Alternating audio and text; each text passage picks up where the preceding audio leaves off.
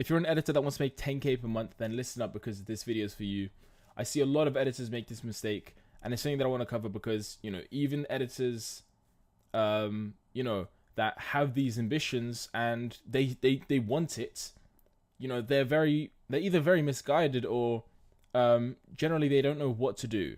But either way, listen up, because there is something that I want to talk to you about when it comes to making 10K per month, when it comes to improving your editing and getting better. And this is something that I want to talk about, and it's got to do with your entire life. But I've kind of niched it down into this term called the failure uniform.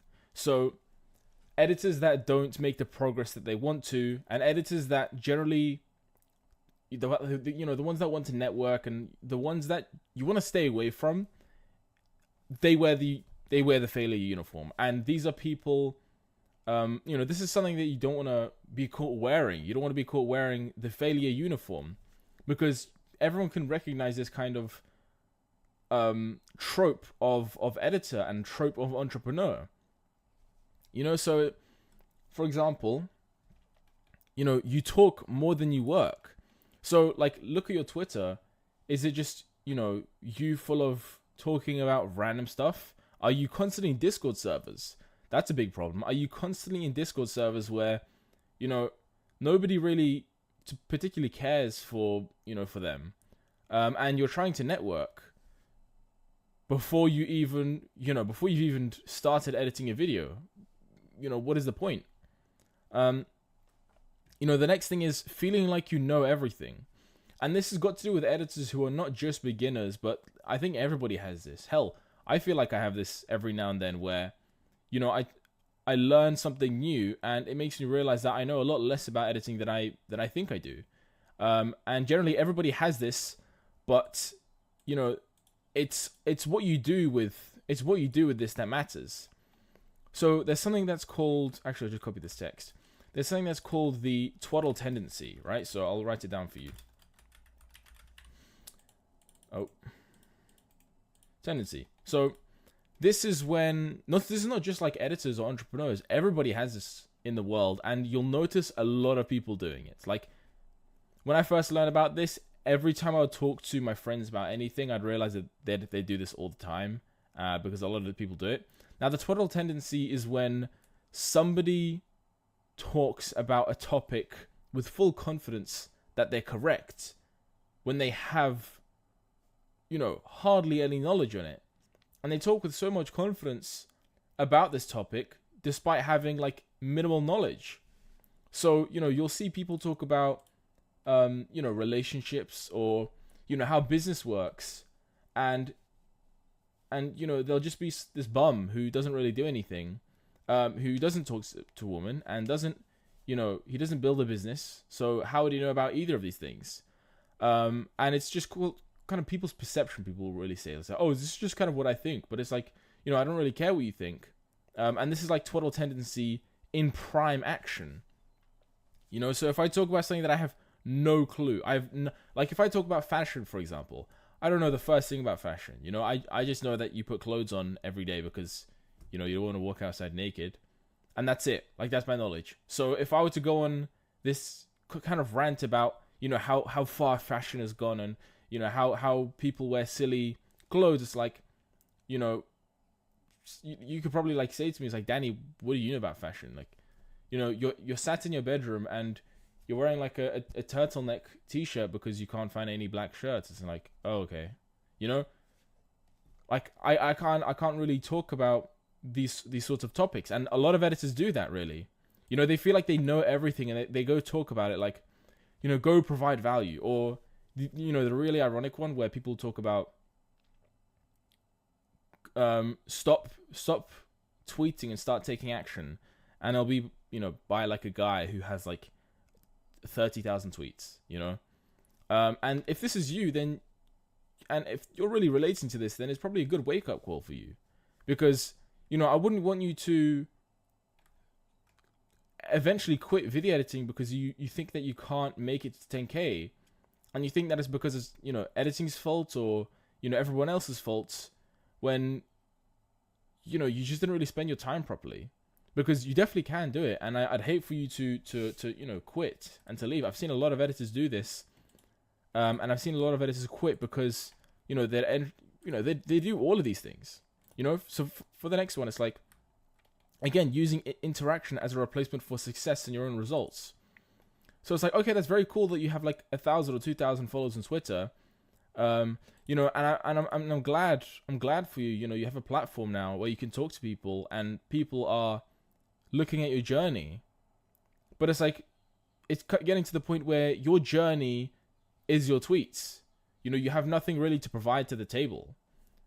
And this kind of brings me to my next point, which is talking and establishing relationships before gaining your own momentum. So, these are the people that try to network with other editors when they have nothing to offer. And, I've seen plenty of tweets, plenty of videos where people talk about, provide value if you want to be, if you want to network with the good editors. But it's like, I can guarantee you that most editors, all they really care about is if you're just good at editing. Because there's nothing that you can provide me that others, don't already. Like, I don't need you to tell me about, like, how to land clients. And that's kind of like an offense, If you started out and you tried to go for, like this big editor who works with, like, a lot of big clients, and you told them, like, here's how to get clients, and you don't even have your first, that's an offense. That just feels offensive, and that just feels rude. So, don't try and provide value. The best value you can provide is just, being good at editing so I can follow you and I can watch your work. That's all I really care about. And that's all, really most editors really care about. Apart from that, clients, if you have any good clients you can give me, even just as an outsource, that's very nice. And that's all we really care about, to be honest. Like, networking isn't about being friends with these guys. Networking is about being acquainted with one another. I'm acquainted with a lot of editors, and they'd be willing to outsource me work because they know that I could deliver, and vice versa. But they don't give me work because I can show you top 10 plugins to use in Premiere Pro, or it's because I don't talk about how you should get to work and you should lock in or whatever, which now that I'm realizing is kind of what I'm doing now. But that's not why people follow me. And that's not why editors outsource me their work. It's because they know that I can get the work done. And that's all really, people care about. And the next one is telling stories instead of asking questions. Like, especially if you're, if you've been editing for a year and someone who's ahead of you, or hell, it doesn't even matter how long you've been editing. If someone's ahead of you, you don't go there to teach them. You don't go there to provide value. You go there to learn. Listen up, get your ears open, put your thinking cap on and, your student uniform on, because you're here to learn from others. You're not here to, I don't particularly care about your stories, with all due respect, because I don't know who you are. And I don't, it's as simple as that. And another one is like playing the victim and blaming others than yourself. So, you are where you are because of everything that you've done.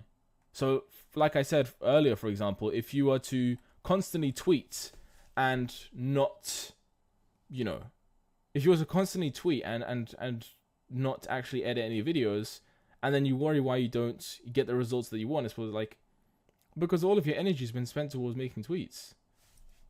So you need to put more. Like, think about it. Like, think of an editor you look up to. Right, somebody who gets results. What do you think they're doing right now? And when's the last time they tweeted? Some people, they'll take months off of Twitter just to get better, and they'll come back and everyone's like, "Oh, where did you go?" It's just like, "Oh, I just worked." We what you didn't? Like, you've just been tweeting every single day.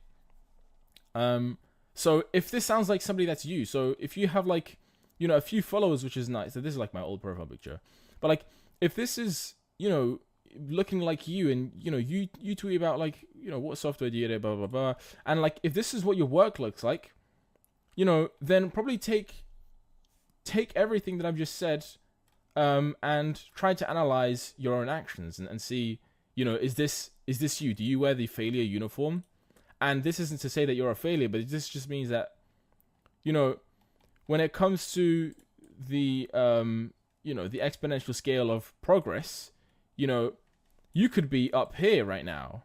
You know, had you spent your time focusing and working and, you know, putting yourself through a mountain load of pain and stress, you know, just trying to land clients, trying to get better, and, you know, spending all of your energy, you could be here, you know, but instead you're probably like somewhere over here because you've been living very comfortable. And to get better at things, you need to go through the pain, and the pain being the unknown.